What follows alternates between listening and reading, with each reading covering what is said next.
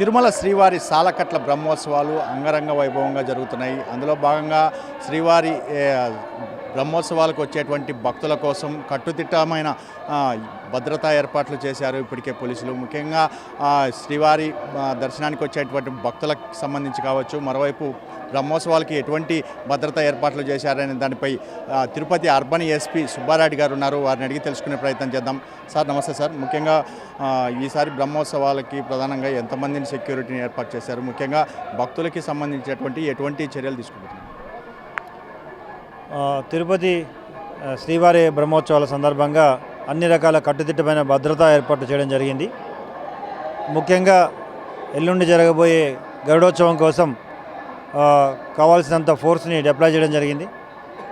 3,50,000 వరకు భక్తులు రావచ్చు అనే అవగాహనతో వాటికి కావాల్సిన అన్ని రకాల భద్రతా ఏర్పాటు చేశాం.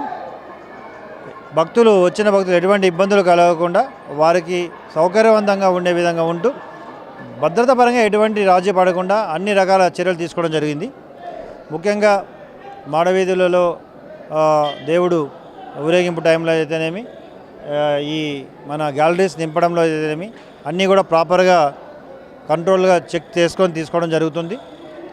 అదేవిధంగా ట్రాఫిక్ పరంగా వెరీ ఇంపార్టెంట్. ఆ రోజు దాదాపు 8,000 traffic parking places, 8,000 capacity traffic parking ప్లేసెస్ని ఐడెంటిఫై చేయడం జరిగింది.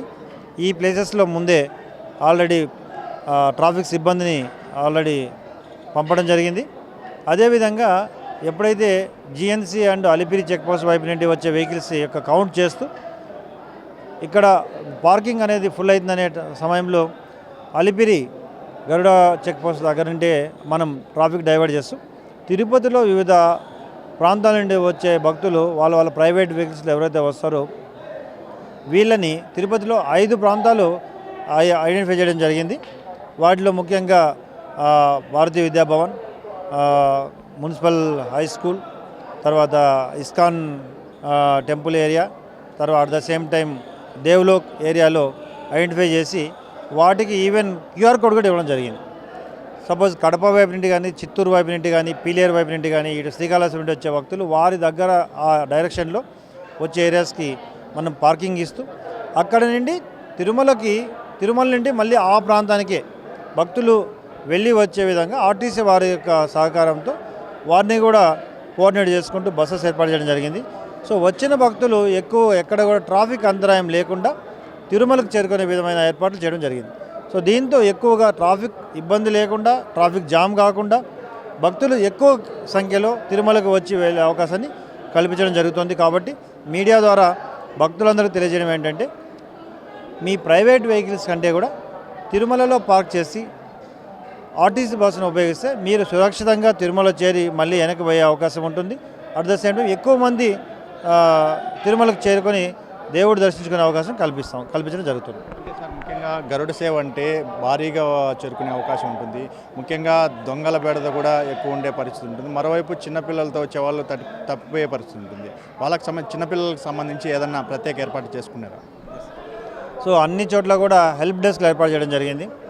దీంతోపాటు చిన్నపిల్లలకి దాదాపు 2 లక్షల వరకు ఈ చైల్డ్ ట్యాక్స్ ఇవ్వడం జరిగింది. చైల్డ్ ట్యాక్స్లో వాళ్ళ డీటెయిల్స్ అన్నీ ఉంటాయి, వాళ్ళ తల్లిదండ్రుల డీటెయిల్స్, తర్వాత ఫోన్ నెంబర్ అన్నీ ఉంటాయి. పిల్లలు ఎక్కడైనా తప్పిపోయినా కానీ ఇమ్మీడియట్గా వారిని గుర్తించడం ఈజీ అవుతుంది. అంతేకాకుండా 2,700 కెమెరాస్ తిరుమలలో ఉన్నాయి.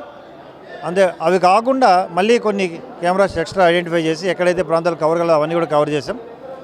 క్రైమ్ పరంగా మీరు దొంగతనాలు కానీ లేదా ఇతర ఇష్యూస్ అన్నింటిలో కూడా అలర్ట్గా ఉంటూ క్రైమ్ సపరేట్ పార్టీస్ ఇతర రాష్ట్రాలను కూడా పిలిపించి వాళ్ళని ఐడెంటిఫై చేయడం జరుగుతుంది స్పాటర్స్గా. సో తప్పకుండా ఎటువంటి ఈ క్రైమ్ ఇష్యూస్ రాకుండా చూసుకోవడం జరుగుతుంది. పిల్లల్ని కూడా ఎక్కడ తప్పిపోయినా ఇమీడియట్గా వాళ్ళని గుర్తించే అవకాశం కూడా చర్యలు తీసుకోవడం జరుగుతుంది. ఇప్పుడు ముఖ్యంగా గ్యాలరీలకి భక్తుల్ని అనుమతించే ప్రాంతాలు అంటే బయట రాంబగీచ బస్టాండ్ ప్రాంతాల నుంచి భక్తులు ఒక్కసారిగా ఈ రాంబగీచ గేటు నుంచే వచ్చేందుకు ప్రయత్నిస్తారు. అంటే భక్తులకి సంబంధించి ఏ ప్రాంతం నుంచి వాళ్ళకి అనుమతి ఉంటుంది? దానికి ఒక రాంబగీచనే కాదు, రాంబగీచలోనే ఎక్కువగా విఐపీల ఎంట్రీ అనేది ఉంది. అలా కాకుండా అన్ని గ్యాలరీస్ నుండి కూడా in and out, exit and entry అనేది బాగా మనకి కనిపించే విధంగా బోర్డ్స్ పెట్టడం జరిగింది. అదే కాకుండా డిఎఫ్ఎండీస్ పెట్టారు, అక్కడే చెక్ చేస్తారు. భక్తులకి వాళ్ళు తెచ్చిన లగేజ్ పెట్టడానికి లగేజ్ కౌంటర్స్ కూడా ప్రతి కౌంటర్ దగ్గర పెట్టడం జరిగింది. సో కాబట్టి భక్తులు కూడా లగేజ్ అవకాశం ఉన్నంత వరకు బయట పెట్టేస్తే లేట్ కాకుండా వాళ్ళ గ్యాలరీస్లోకి వెళ్ళే అవకాశం ఉంది. ఒక రాంబగీచనే కాదు, చుట్టూ అన్ని గ్యాలరీస్లోకి కూడా ఇన్ అండ్ అవుట్స్ ప్రాపర్గా అవకాశం ఇవ్వడం జరుగుతుంది. అంటే సార్ ఈసారి బ్రహ్మోత్సవాలు కావచ్చు, మరోవైపు ఈ గరుడ సేవకి అదనంగా సెక్యూరిటీని ఏర్పాటు చేసినట్టయితే తెలుస్తుంది. ఎంతమందిని అంటే ముఖ్యంగా ఎంతమంది ఎస్పీలు ఉంటున్నారు, ఎంతమంది డిఎస్పీలు, ఎంతమంది సీఏలు, అట్లా ఎంతమంది నెంబర్లు? అంటే సంఖ్యాపరంగా కాకుండా దాదాపు 3500 మంది ఫోర్స్ని గరుడోత్సవాలకు బ్రహ్మోత్సవాలకు వాడుతున్నాం.